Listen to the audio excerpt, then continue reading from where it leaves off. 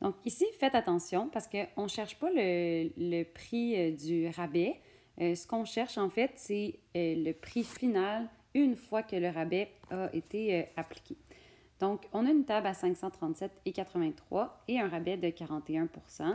Puis nous, ce qu'on veut savoir, c'est ultimement, combien on paye.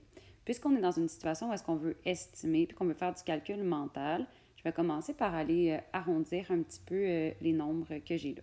Donc, 537,83, c'est très, très proche de 538. Donc, c'est avec ça que je vais aller travailler.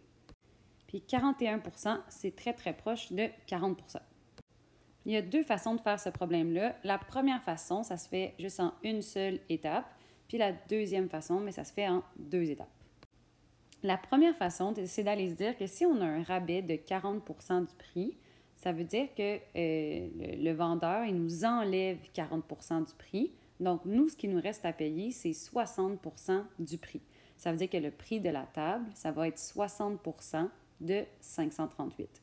Donc, pour aller calculer 60 % de 538, je vais commencer par aller calculer le 10 %, puis ensuite, je vais faire x 6.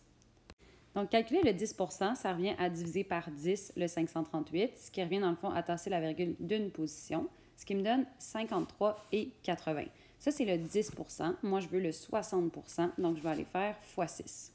Par contre, ça ne me tente pas vraiment d'aller travailler avec 53,80. Donc, je vais l'arrondir à 54 $. Truc de calcul mental, pour faire 54 x 6, ce que je fais dans le fond, c'est faire 50 x 6. Puis ensuite, j'ajoute 4 x 6. 4 x 6, ça fait 24. Et dans le fond, là, j'obtiens 324. Ça veut dire en fait que si on a une table qui est affichée à 537,83 et qu'on a un rabais de 41 %, ça veut dire que ultimement, ça va nous coûter environ 324 $. La deuxième méthode, ça consiste à aller calculer combien ça vaut le 40 % de rabais, puis ensuite d'aller soustraire ce prix-là du montant initial. Donc, ça commence de la même manière. On trouve le 10 %. Ensuite, on va faire x4 pour aller trouver le 40 %. Puisque ça ne me tente pas de multiplier 53,80 par 4, je vais l'arrondir à 54 $.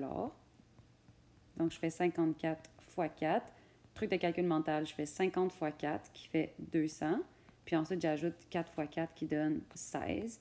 Ça veut dire que ça me donne 216. Donc, 216 $, en fait, ça veut dire que c'est 40 % du prix, et ça, c'est mon rabais. Donc, maintenant, je vais devoir soustraire 216 $ du prix initial.